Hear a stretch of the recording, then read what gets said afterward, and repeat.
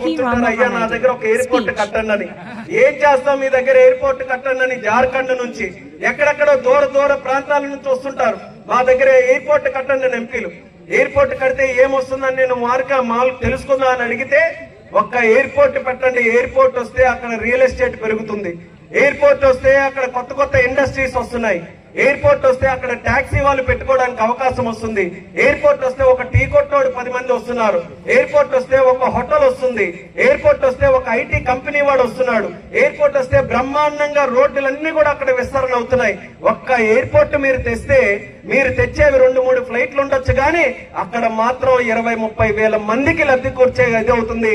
అందుకని మా దగ్గర ఎయిర్పోర్ట్ ఇవ్వండి అని ప్రతి ఒక్క ఎంపీ కూడా అడుగుతున్నాడు. మరి అంతమంది ఎంపీలు అడిగిన తర్వాత మన జిల్లాలో మంత్రిగా ఉండి మన ఎయిర్పోర్ట్ చేసుకోవాలా వద్దా అన్నది ఇక్కడ మీ అందరికీ కూడా అడుగుతాం. అందుకని జీవితాంతం మన అందరికీ కూడా ఉపయోగపడేలా ఉండిపోయేలా పలాస ప్రాంతంలో ఒక మంచి ఎయిర్పోర్ట్ కూడా చేస్తున్నాం. అంటే మీరు ఇటు సైడ్ వెళ్తే పలాస, మరి ఇటు సైడ్ వెళ్తే భోగాపురం ఎయిర్పోర్ట్, అది కూడా దగ్గరలోనే. అది వాస్తవంగా డిసెంబర్ 26 కల్లా పూర్తి చేయాలి. చంద్రబాబు నాయుడు గారు మంత్రి అయిన తర్వాత ఒకసారి తీసుకుని వెళ్లి ఎయిర్పోర్ట్ చూపిద్దాం, ఎలా జరుగుతుందో ఎలా కన్స్ట్రక్షన్ అవుతుందో చూసుకుని వెళ్తే ఆయన కూర్చోబెట్టి ఒకటే మాట అన్నారు, కేంద్ర మంత్రి ఎవరో ఉంటే నేను ఊరుకునేవాడిని, కానీ నిన్ను నేను కేంద్ర మంత్రి చేసి ఇక్కడ కూర్చోబెట్టా, ఎయిర్పోర్టులు నీ దగ్గర ఉన్నాయి, నువ్వు యువకుడిగా ఉన్నావు, డిసెంబర్ 26 కాదు 6 నెలల ముందు నాకు జూన్ 26కే అది పూర్తి చేసి ఇవ్వాలని అన్నారు. అది కూడా పట్టుకున్నాం, ఛాలెంజ్ గా తీసుకున్నాం.